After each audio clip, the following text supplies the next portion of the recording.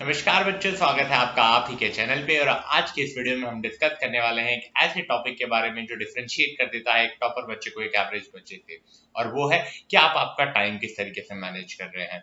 जहां एक टॉपर बच्चा अपने टाइम को एक प्रॉपर तरीके से यूटिलाइज करता है, उसे अपने टाइम का काउंट रहता है, ठीक है, वहीं एक एवरेज बच्चे की कंप्लेंट रहती है कि हमारे पास टाइम नहीं है। और वो कंप्लेंट क्यों आती है? बिकॉज वो अपने टाइम को प्रॉपर तरीके से यूटिलाइज नहीं करते हैं। तो यार क्या करें? एक अच्छा टाइम टेबल होना चाहिए, लेकिन कैसे रहेगा एक अच्छा टाइम टेबल?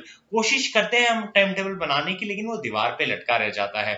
तो क्या आज की वीडियो में मैं भी आपको एक टाइम टेबल ही बना के देने वाला हूँ? नहीं, कोई टाइम टेबल नहीं मिलने वाला आपको, लेकिन हाँ, एक तरीका बताया जाएगा कि किस तरीके से एक अच्छा टाइम टेबल बनाया जाएगा। तो इस वीडियो को 3 पार्ट्स में डिवाइड किया गया है। पहले पार्ट में हम डिस्कस करने वाले हैं कि एक टाइम टेबल बनाने से पहले क्या-क्या चीजें आपको पता होनी चाहिए। दूसरे पार्ट में हम डिस्कस करेंगे कि एक टाइम टेबल को बनाना कैसे है, किन-किन चीजों का ध्यान रखना है और किस तरीके से बनाओगे आप। और तीसरी चीज में हम बात करने वाले हैं एक बहुत ही इंपॉर्टेंट चीज के बारे में, तो प्लीज वीडियो स्किप मत कीजिएगा, क्योंकि तीसरे पार्ट में हम डिस्कस करने वाले हैं कि टाइम टेबल लॉन्ग लास्टिंग कैसे होगा, आप कैसे लंबे समय तक उस टाइम टेबल को फॉलो करेंगे। सब बता तो देते हैं कि टाइम टेबल ऐसे बनाना है, बट कोई आपको ये नहीं बताता कि लंबे समय तक क्या करे जो टाइम टेबल आप फॉलो कर सके। तो चलिए पहले पहला पार्ट डिस्कस कर लेते हैं। तो क्या क्या चीजें आपको पता होनी चाहिए एक टाइम टेबल बनाने से पहले। सबसे पहली चीज जो आपको पता होनी चाहिए वो पता होना चाहिए कि आपके पास अवेलेबल टाइम कितना है। एक दिन में 24 घंटे होते हैं, तो 24 के 24 घंटे आप पढ़ाई नहीं कर सकते, तो पढ़ने के लिए अवेलेबल टाइम आपके पास कितना है, सबसे पहले आपको वो कैलकुलेट करना है। तो वो अवेलेबल टाइम आप कैलकुलेट कैसे करेंगे? तो 24 घंटे में से जो भी फिक्स टाइम होगा वो आप माइनस कर दीजिए, आपको आपका अवेलेबल टाइम मिल जाएगा। अब ये फिक्स टाइम में क्या होगा? आपका स्कूल का टाइम, आपका ट्यूशन का टाइम, आपका सोने का टाइम, और कोई भी टाइम जो आपका कहीं ऑक्यूपाइड है जिसमें आप पढ़ाई नहीं कर सकते, वो इस 24 आवर्स में से माइनस कर दीजिए। तो जो आपको आंसर मिल रहा है वो आपका अवेलेबल टाइम होगा। यानी कि अब आपको पता चल गया कि आपके 24 घंटे में से आपके पास अवेलेबल टाइम कितना है पढ़ने के लिए। ये चीज आपको मिल गई। दूसरी चीज जो आपको पता होनी चाहिए वो पता होनी चाहिए आपकी टेंटेटिव डेट्स क्या है। आपका UT1 कब होने वाला है, UT2 कब होने वाला है, हाफ ईयरली 1, हाफ ईयरली 2 या प्री बोर्ड्स जिसे आप कहते हैं वो कब होने वाले हैं। तो ये डेट्स आपको पता होनी चाहिए। एंड एक और चीज क्या पता होनी चाहिए इसके साथ साथ, कि क्या सिलेबस आने वाला है। देखिए एग्जैक्ट सिलेबस आपको नहीं पता चलेगा, लेकिन हाँ, पता चल जाएगा कि ठीक है, UT1 में मेरे 2 या 3 सब्जेक्ट में से 2 या 3 चैप्टर्स आ रहे हैं, ठीक है, इस सब्जेक्ट में ये चैप्टर आ रहा है, इस सब्जेक्ट में ये चैप्टर आ रहा है, एक आइडिया अनुमान आपको लग जाएगा। तो ये चीजें आपको पता होनी चाहिए, ठीक है, ये चीजें आपको पता हो गई। तीसरी चीज आपको क्या पता होनी चाहिए? आपकी स्ट्रेंथ क्या है और आपकी वीकनेस क्या है, आपका स्ट्रॉन्ग पॉइंट क्या है, आपका वीक पॉइंट क्या है। जैसे किसी को है कि ठीक है मेरा फिजिक्स स्ट्रॉन्ग है, किसी को पता चल गया कि ठीक है मेरा मैथ्स वीक है, तो जिसका फिजिक्स स्ट्रॉन्ग होगा वो फिजिक्स में थोड़ा कम टाइम दे रहा होगा, और जिसका मैथ्स वीक होगा उसमें वो ज्यादा टाइम दे रहा होगा। तो आपको आपका स्ट्रेंथ और आपका वीकनेस पता होना चाहिए। चौथी चीज और सबसे डिबेटेबल पॉइंट होता है डे वर्सेस नाइट। भैया दिन को पढ़े या रात को पढ़े? देखिए कोई एक सेटिस्फाइड फॉर्मूला नहीं है कि आप दिन में पढ़ोगे तो ही टॉपर बनोगे या रात को पढ़ोगे तो 95% से ऊपर ले आओगे। देखिए पढ़ना तब चाहिए जब आपका माइंड सबसे ज्यादा आउटपुट दे रहा हो, ठीक है, तो वो आपको खुद को डिटरमाइन करना पड़ेगा कि आप दिन में ज्यादा अच्छे से पढ़ सकते हो या रात में ज्यादा अच्छे से पढ़ रहे हो। अगर आप रात को पढ़ रहे हो और बेटर परफॉर्म कर पा रहे हो तो आपको रात को पढ़िए, और अगर आप दिन को पढ़ रहे हो और बेटर परफॉर्म कर पा रहे हो तो दिन को पढ़िए। ऐसा नहीं है कि उसने 95% लाए और वो दिन को पढ़ रहा था तो मैं भी दिन को पढ़ूंगा। अगर मेरा दिमाग रात को मैक्सिमम आउटपुट दे रहा है तो मैं रात को पढ़ूंगा और वो चीजें अचीव करूंगा। और अगर मैं दिन में पढ़ के बेटर परफॉर्म कर पा रहा हूं तो मैं दिन में करूंगा। जो चीजें मेरे लिए वर्क कर रही है मैं उस तरीके से काम करूंगा, ठीक है, ये चीज हो गई। तो मुझे क्या चीज पता होनी चाहिए कि मैं डे में पढ़ पा रहा हूं या नाइट में पढ़ पा रहा हूं, ये चीजें मुझे पता होनी चाहिए। तो 4 चीजें टाइम टेबल बनाने से पहले आपको पता होनी चाहिए। तो चलिए अब मूव ऑन करते हैं अपने वीडियो के नेक्स्ट पार्ट में, और इस पार्ट में हम डिस्कस करने वाले हैं कि किस तरीके से आपको टाइम को एलोकेट करना है, ठीक है। तो मैंने आपको बताया था कि सबसे पहले आपको क्या पता होनी चाहिए, एग्जाम की टेंटेटिव डेट्स पता होनी चाहिए, ये चीज आपको पता चल गई, ठीक है। टेंटेटिव डेट्स के साथ क्या क्या अप्रोक्सीमेट सिलेबस हो सकता है वो भी आपको पता चल गया।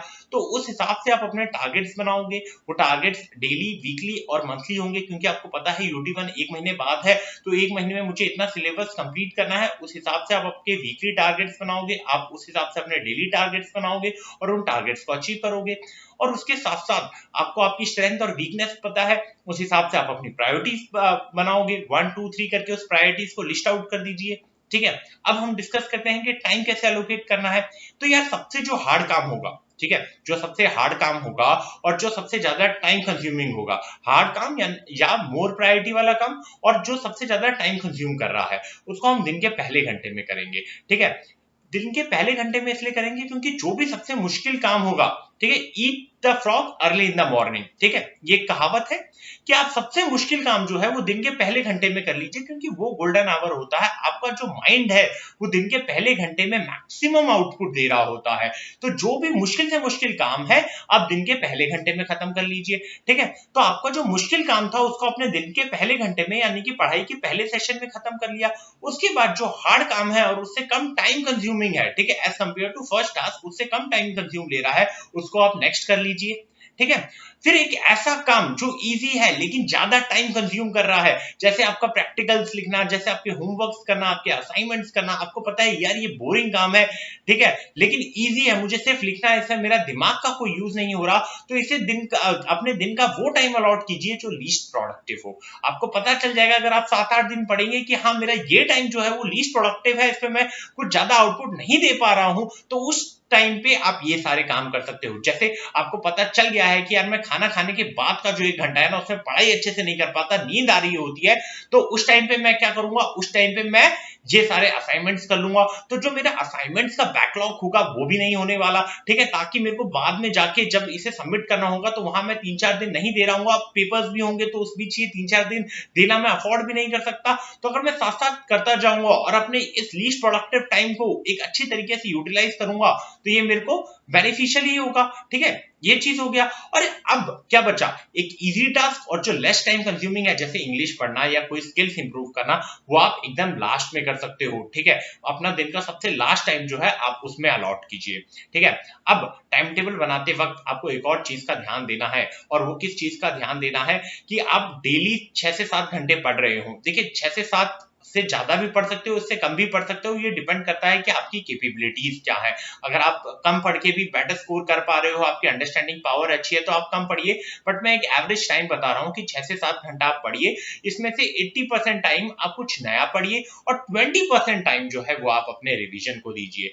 ठीक है, अब जो आप रिवीजन कर रहे हैं वो डेली बेसिस पे थोड़ा थोड़ा कीजिए, और वीकेंड पे एक टाइम स्लॉट आप अपने टाइम टेबल पे डाल दीजिए कि जिस दिन आप सिर्फ रिवीजन कर रहे होंगे, पूरा वीक जो आपने पढ़ा है वो आप एंड में जाके उसे रिवाइज कर रहे हैं, और सेम ऐसा मंथली रिवीजन के लिए भी आपको टाइम अलॉट करना पड़ेगा।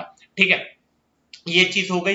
अब एक और चीज का आपको ध्यान रखना है कि आप डेली 2 सब्जेक्ट पढ़ रहे हो। ऐसा नहीं है कि अगर मैं फिजिक्स पढ़ रहा हूं तो मैं 2 दिन तक फिजिक्स ही पढ़ता रह गया, मैं केमिस्ट्री पढ़ रहा हूं फिर मैं केमिस्ट्री पढ़ रहा हूं, फिर मैं मैथ्स पढ़ रहा हूं तो मैं सिर्फ मैथ्स पढ़ रहा हूं। ऐसा नहीं है, 2 सब्जेक्ट या 3 सब्जेक्ट साथ लेके पैरेलली चलिए।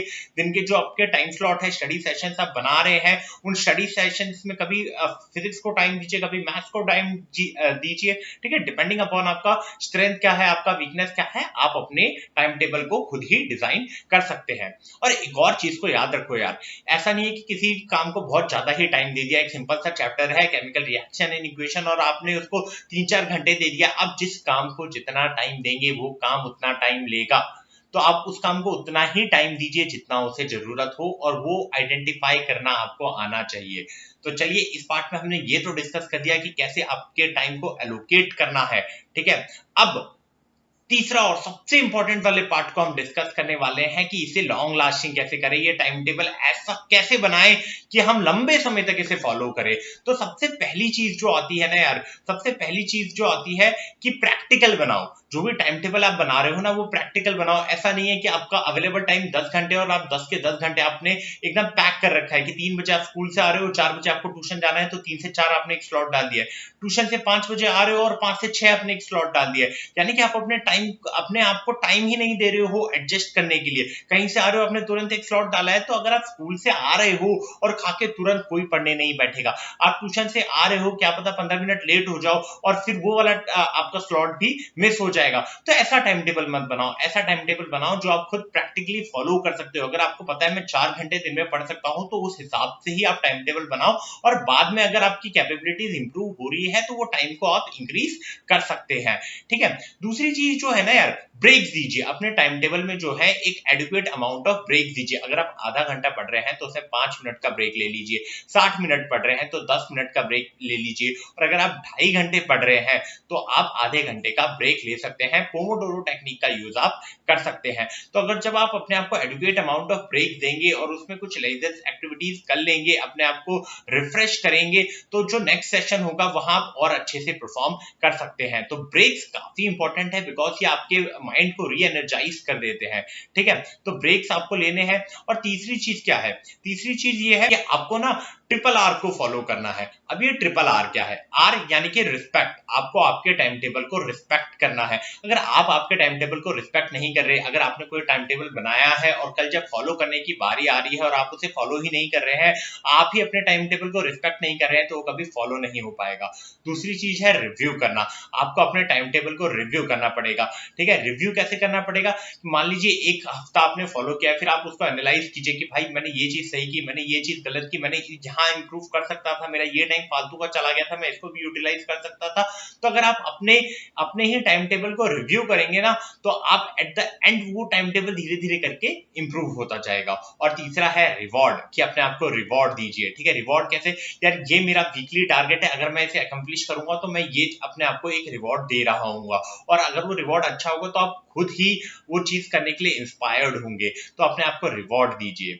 और एक और चीज है यार, अपने ना टाइम टेबल में 1 घंटे का बफर टाइम दीजिए। ठीक है, ये बफर टाइम क्यों देना है और ये किस तरीके से आपको लॉन्ग लास्टिंग फॉलो करने के लिए टाइम टेबल हेल्प करेगा?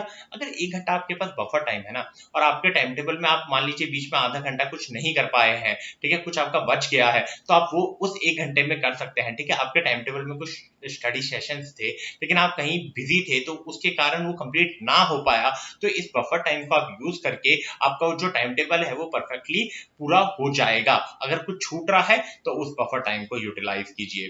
तो यार आज के हमने इस वीडियो में 3 चीजों पे बात कर ली थी। पहली चीज क्या थी? पहली चीज में हमने बताया था किन किन चीजों के बारे में आपको पता होना चाहिए टाइम टेबल बनाने से पहले। फिर टाइम टेबल बनाते वक्त अपने टाइम को किस तरीके से एलोकेट करना है, ये पार्ट 2 में डिस्कस किया था। और पार्ट 3 में मैंने वो चीजें बताई थी किस तरीके से कौन सी चीजों को आपको हेल्प करेंगी ताकि आपका जो टाइम टेबल है वो आप लंबे समय तक फॉलो कर सके। तो अगर आज की वीडियो आपको इन्फॉर्मेटिव लगी हो तो प्लीज चैनल को सब्सक्राइब कर दीजिएगा, क्योंकि ऐसी बहुत सारी यूजफुल वीडियोस आने वाली है। और इस वीडियो को लाइक कर दीजिएगा। जय हिंद।